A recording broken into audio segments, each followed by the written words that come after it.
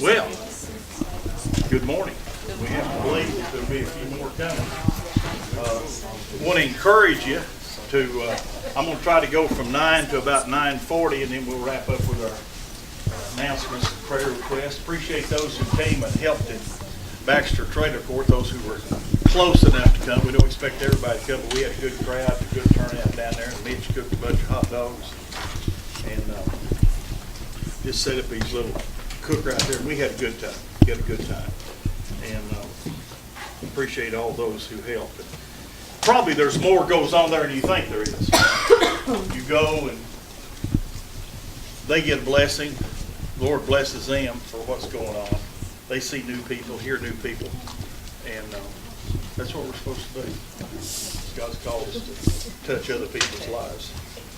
Dr. Swindle says that if you have, now Tracy's ordered some books, some of them came in, some of them didn't. If you happen to have a copy of the Strong Family, we're about 144, 145 somewhere. If you have this book, and if you don't have, she needs to order some more. Like I say, she had her order came in. I think she had one wrong book, and then the order was short. I don't know what all, but we're trying to. And the class is buying these books, so you put it in your library. It'd be a great addition to your own library at home. But he says, as I said last week, Dr. Swindle is sharing his heart with us and a little bit about his family. And in the process, he says this. And I've got this highlighted, but I missed it last week. I hadn't read this probably in 5 years. He said, "Trust me, we have made numerous mistakes. There are no perfect people in this room, and the perfect man did not write this book." He's writing about a perfect man. He's writing about a lifestyle that will be a plus for everyone that your life touches. Truman, what page are you on? What page are you on in your book? My book, 182. Thank you. Sorry. I'm in 182, and Strong Family somewhere around 145. And it's probably 95% the same book. It just was a rewrite with some additional thoughts put in. So, but his purpose in sharing this is the same thing mine is. There's a couple. There's a couple. Just because I get the joy and the privilege of sharing with you doesn't mean that I've got it all together and I've got it all figured out, because we're not talking about me. We're talking about God's plan for your life, and that's the whole purpose of Chuck Swindoll writing this book, and he's written about 30 others also. I shared with the men yesterday morning at Living Free that years and years, and more years I'd like to think, probably in the 80s, out at the building right next to us, long before it was a funeral home, I was asked to teach a Sunday night class, and we were going to study spiritual gifts, which is a fascinating study within itself, quite controversial subject, as a matter of fact. But there were people in the class that had been taught by the same person I'd been taught by, and they've been Christians 30 years longer than I had, and I was intimidated that they were in the class. Come in. And I went to them, and I shared with them, I said, "I know I need a lot of practice teaching, but I hate to do practice in front of y'all who know more than I do." And they smiled, and they said, "Just remember this," and I haven't laid this down yet. You're not the teacher.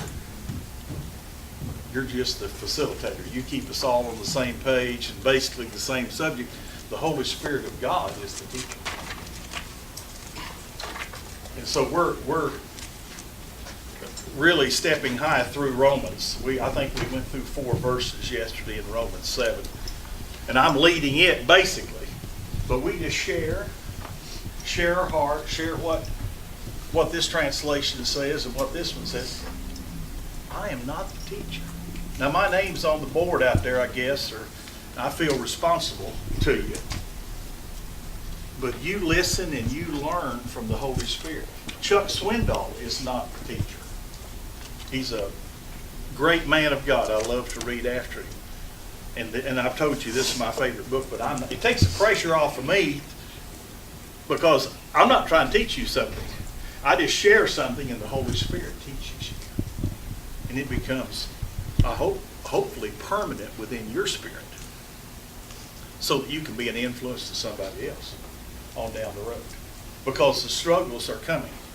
He says, trust me, we have made numerous mistakes and have frequently failed to carry out what we knew was best. Sometimes we know it and still don't do it.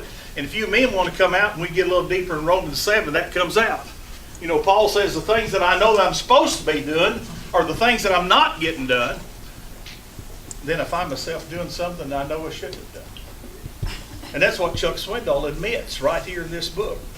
And he's the writer. And then he said this, and I had forgotten about this, Tommy. We read things and we forget them, we get on to something else, and he said, the grace of God is the main reason, plus children who have continued to forgive us, partly because they had reasons, they never had any reasons to doubt their value in our eyes. In other words, they had a relationship with their children that was eye to eye. And even though the parents made mistakes, the children saw value. They knew they were valuable in that family. They had an eye-to-eye contact relationship in that family. And everybody makes mistakes. There's no perfect people. That's the reason we make our rules in the house. We put just a little bit of wobble room in it. Because if I make a rule in our household, and did in the past, I was usually the first one to break the rule. You know, so we have to leave a little wobble room in there. So here on page 182 in Growing Wise, and we got a lot of guests. I'm just shouting and rejoicing about the guests that we've got coming in.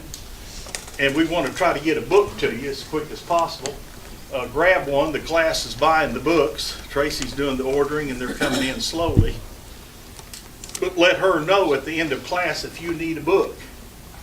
And because this is a real plus. Okay, we're going to do a quick review of last week, and then we're going to move. We're on page 183 in this book. It's 145 in the Strong Family. I hope that you have one of them this morning. We're going to just do a quick review of what we touched last week.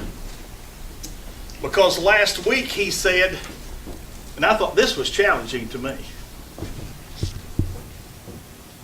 As a matter of fact, it kind of slapped me upside the face when I read this. I did not have this highlighted, but I was reading this yesterday morning when I got back from Bible study, and I just got a red pencil to underline it. I've just missed it. You ever read things and you go back and reread them and swore that was not there when you read it the other time? He said, some of you are sincerely interested in changing. If we are not interested in changing, we should get interested in changing, because all of us are going to have to change.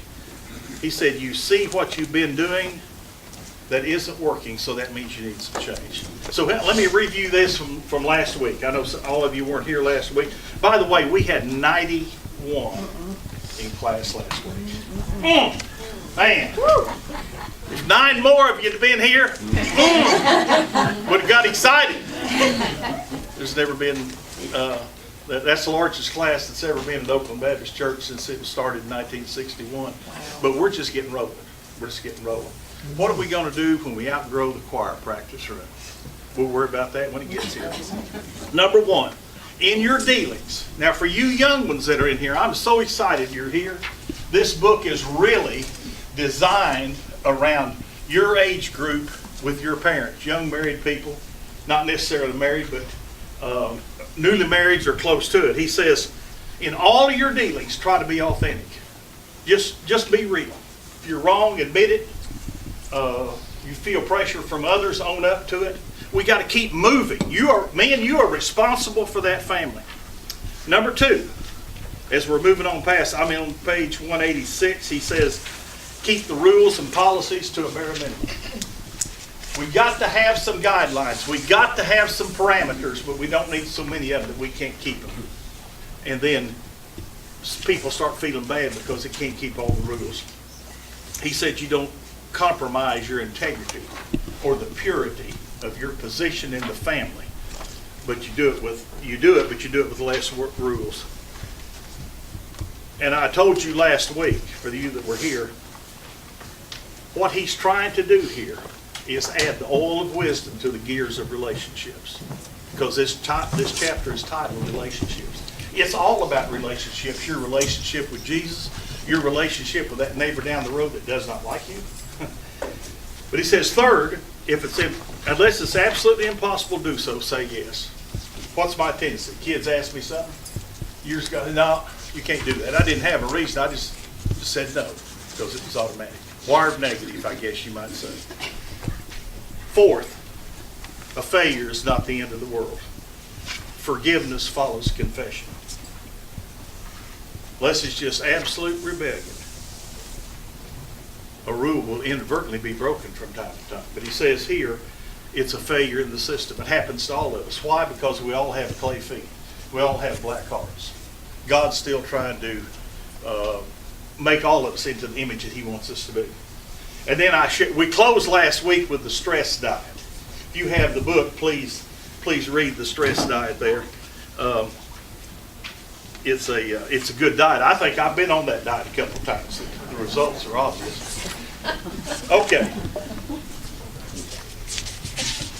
Let's walk. We're not exactly to a fork in the road, but Dr. Swindle wants to give us something else this morning and every time I read this, I think about, the God who prompted him to write this knew I was going to read it today and knew that I was going to need it next week, and he knew that you were going to need it next week. I have no idea what's going to happen tomorrow, but we serve one who does. He's already there. He says, principles cannot be arbitrarily made, and they must never be broken. In the rules that you operate under in your spiritual life, your relationship with Christ, your relationship with your spouse, your relationship with your children, your relationship with your co-workers, he said there are certain principles that you operate under. Some things with me, you can just roll it one way or roll it the other. It doesn't make any difference. But there are some things that are absolutes. And those are the principles that we learn from the Word of God. And he says here, now remember this.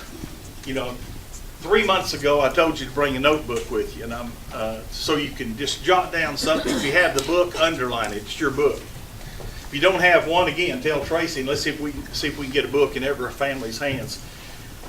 Rules are temporal. Principles are eternal.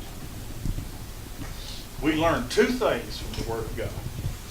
We learn principles and we learn wisdom. We better get a pretty good dose of both. Where are we, please?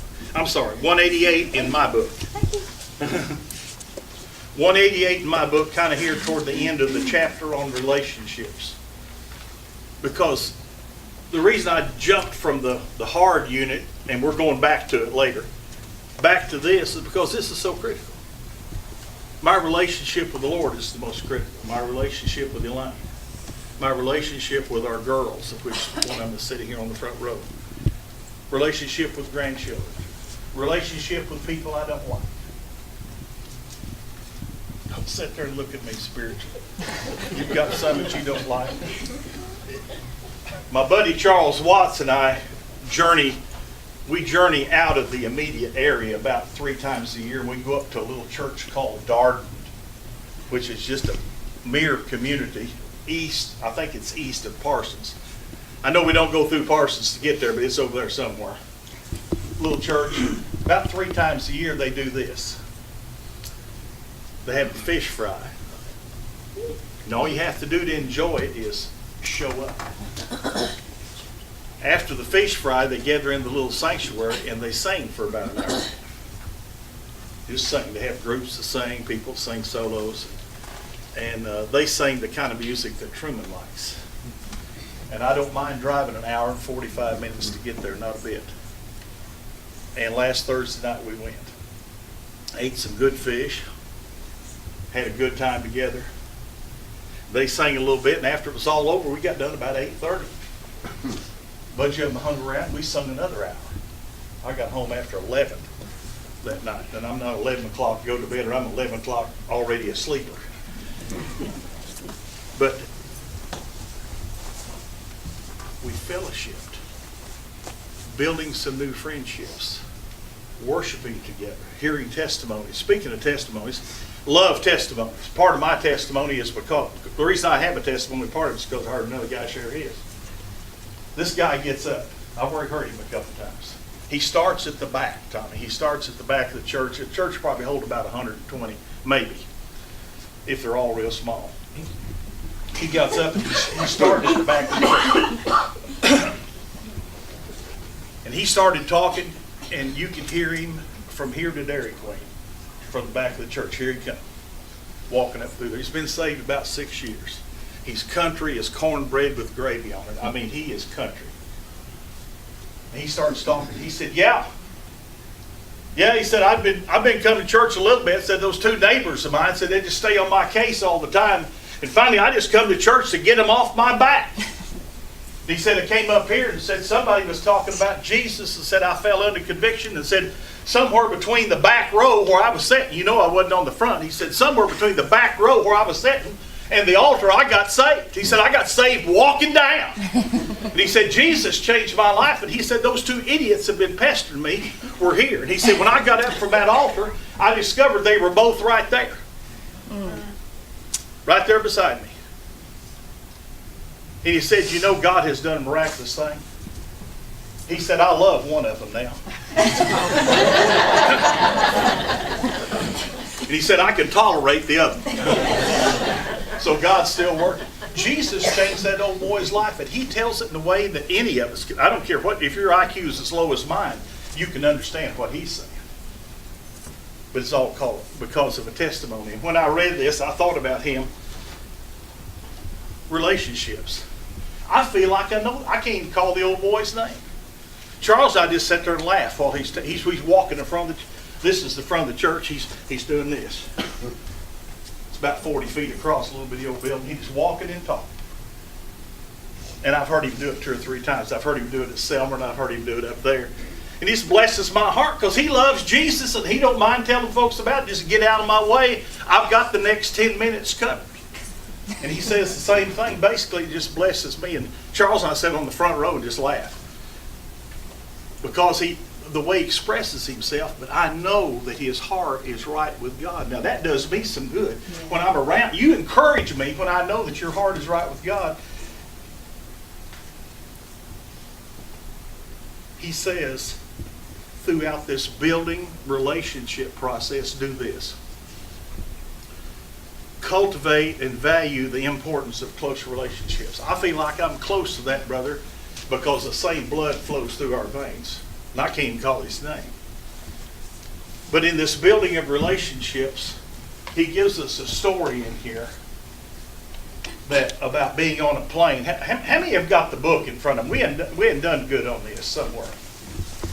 On my page 189, he tells the story of being on a 747, heading home.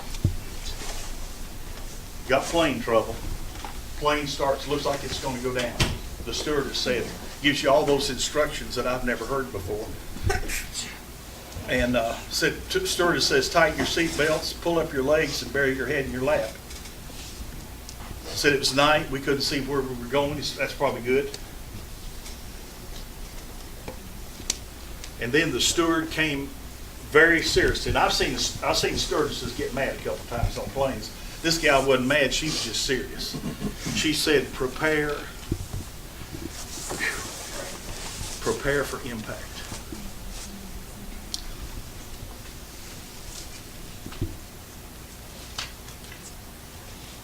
And then he said, I got to thinking. He said, I wasn't worried.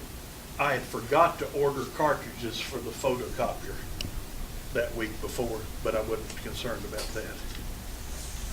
I forgot to change the oil in my car, but that wasn't on my mind either. He said, at that time, something that's not structured, something that's not planned, comes from down deep in your gut level and just comes up to your heart. And he said, as I followed the instructions, as I buried my head in my lap and pulled my knees up, I said, oh God, thank you. Thank you for the incredible privilege of knowing you. Life has been wonderful. And as for the plane going down, my last thought, my last cry was, oh God, my wife and my children. Now it's obviously the plane didn't go down. They pulled it out, they got to an airport, he got in touch with his wife, and then he thought, what would you think afterwards? That's the key thing right here. What would you think afterwards? Here's what he said. This is a story by Alan J. Peterson. He said, what? Remember, we're stressed in relationships, how that person sitting next to you. What did I do? What did I say? What were my last thoughts? Because he thought they were his last thoughts. Why did I think that? What was the bottom line? One word. Relationships. He wasn't thinking about all those things that we're supposed to do, our little list that we make during the week you got on your phone, and the fossil here's got on his 3x5 card. Those things were not important right then. He was going to die in 10 seconds. The last word on his mind was my wife and my children.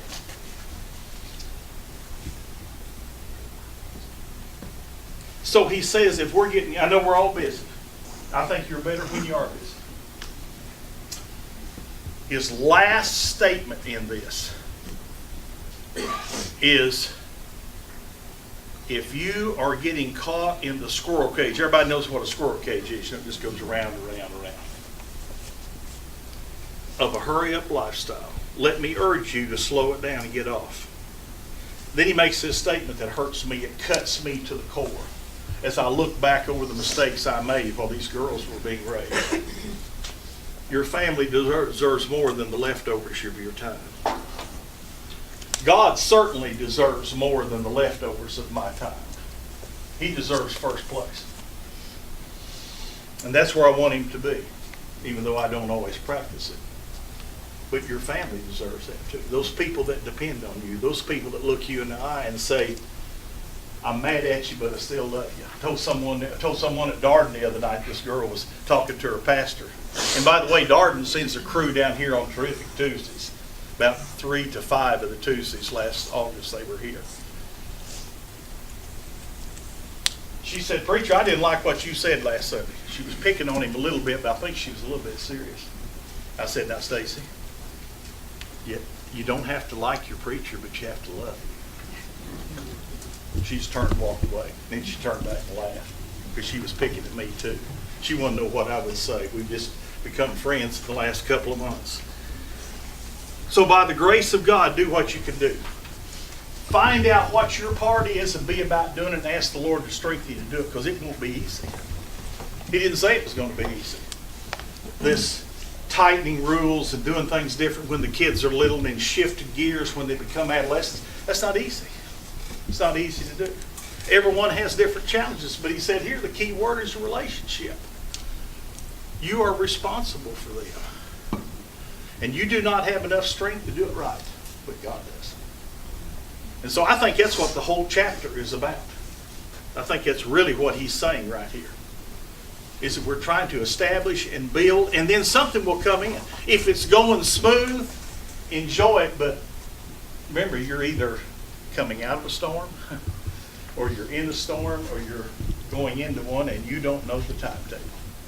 But God is faithful, who will bring us to the point that he wants us to be in, to be what he wants us to be. And that'll be to our family, to our friends, to the people we work with, to the people we like and the people we don't like. So what do you think about relationships? What's your most important relationship? What's your toughest relationship? Are they the same?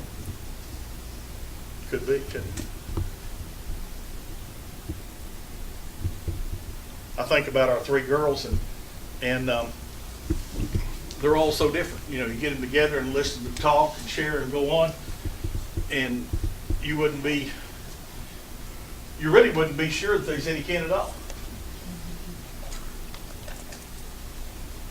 But if they're yours, you're still responsible. Their actions and reactions are going to be different. Of course, all of mine are in their 40s and 50s now, so that changed. All of our grandkids are in their 20s. That changes things a little bit, but I'm still responsible.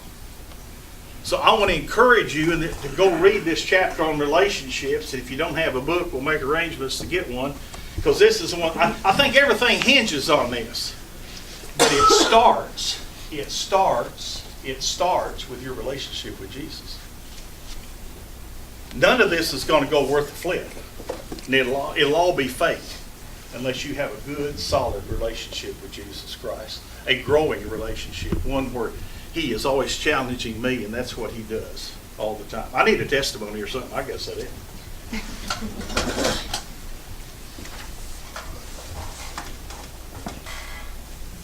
What do you think about when you think about your relationships with others? Do we think about it? That's just the problem. Many times we don't think about it. Oh, We're stuck on that ride on the wheel. we don't think about it. We take it for granted. all the Interesting time. concept. Good. Thank you. You were talking about the last thing, and I don't want to put a damper on it, but I keep thinking about my good friend in Ayuka, the yesterday afternoon. He went to the hospital, emergency room, and walked in and told him he wanted to donate his organs and shot himself in the head. Right there. And I think '63 or '64. And I talked to him a month ago at Ayuka at that house. Yeah. And he was telling me about loading lumber out of that building. You just wonder, what. A lot of pain. Right. Anybody else? Your thoughts about relationships, because they are so critical. How do you build a relationship? Now we know how to destroy it. I've destroyed it for you. Give me one key word in building a relationship. There's time. Time is what I was thinking. What was the other one? Communication. You got to be able to. What is the hardest part of communication? Listening. Listening. Yeah. Listening. Love to talk. Y'all know I like to talk. I've already told you, 9 o'clock on Sunday morning is my favorite time of the week. I get to share my heart with you, but listening is critical. I need to be listening to you. That's the reason I want you to talk. Just flag me down and interrupt me. Give you something else. Just thought of it. Bill Szymowski shared this with me for you who were there Tuesday night. I thank Mitch for cooking and everybody who came and shared. It was fun to be together. And some had not been there before. You who were there for the first time. Probably won't be your last time. It kind of does something to you. But Bill shared this with us. It's just a point of information. He said, don't be standoffish. He said, just come and join in, I know some had work to do. I didn't do anything, but some had work to do and got it done and did it very well. But he said when D. Dodd's having his Bible study, he said, come and pester D. Dodd. That'd be worth the trip. Just worry him. Ask him hard questions. Come and join in a little bit more. We were kind of standoffish a little bit and waited for them to come to us. He said, just come on and join in and have a good time. So we'll be back down to Baxter in a few weeks. We're going to do something at Combs Court maybe in a few weeks. We are. My wife found a station on hot dogs yesterday. She came home with them. Hot dogs are already bought then, right? No problem. But it was a great time, and I know we did have a lot of new folks that had not participated before, and it was greatly appreciated. It was a fun time, just fellowshipping, and Yeah. I think we served 108 hot dogs, and we could have served probably 50 more. But we won't run out next time. Good time to be together and share together. It's always good when you're giving somebody else. One of the main things about that whole deal out there, Bill goes every Tuesday night. Yeah. They don't take no Tuesdays off. They're there. They built relationships out there, which I would argue is the worst living community environment in North Mississippi, probably. And you know, Bill and David has been consistent, and they're there.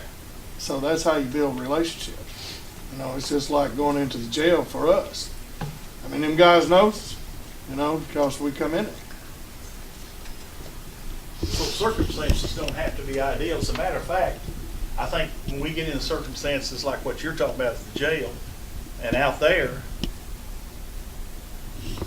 we get there, we say, what do I do now?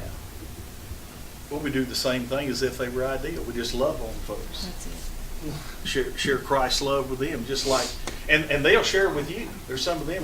There's 2 or 3 of the fellows out there that I know by face. I don't know their name, but they came right to me.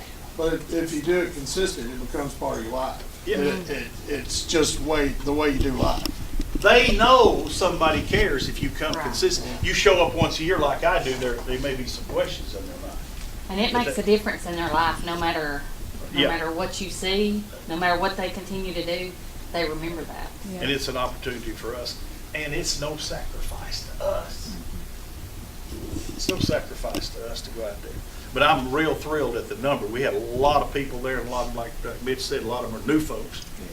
And we'll be doing some more things like that around. And the fall of the year is a good time to do it because it's comfortable outside. Grill them hot dogs and do it. Combs Court's fun. And there's kids there, and we got a few kids in the class that we just take with us. And I don't mean your children, I mean one or two of you. We got one sitting on the back row here in the middle of section. He's the biggest kid at Combs Court, and we got down there last time. But we have a lot of fun. 2 things that he stresses, and we're going to leave this chapter temporarily at least.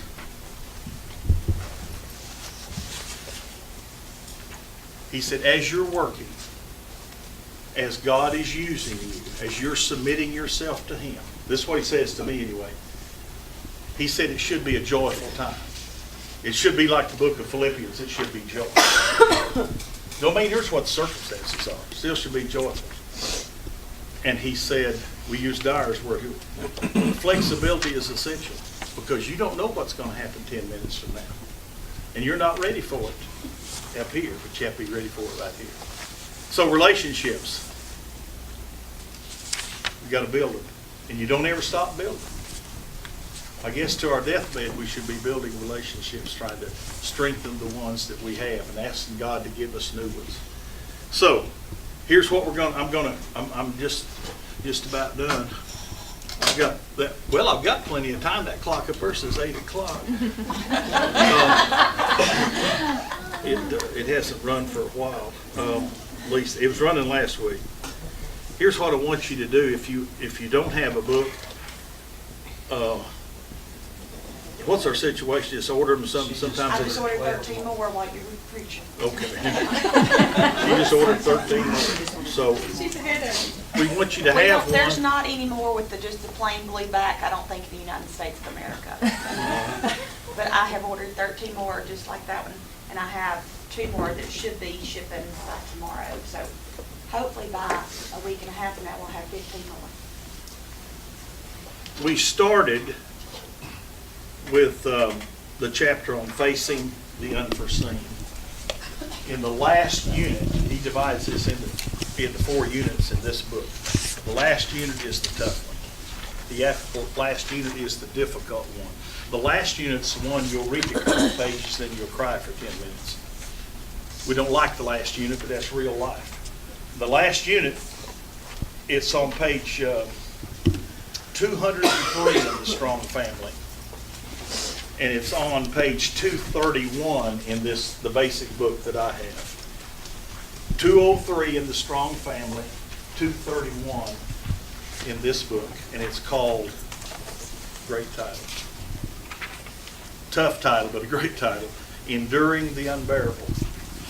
And he's going to share some situations from other venues around wherever and bring them together into one chapter, and we're going to look at them one at a time.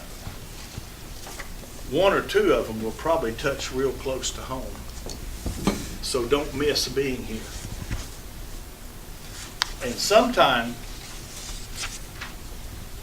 I think I'm out of time, but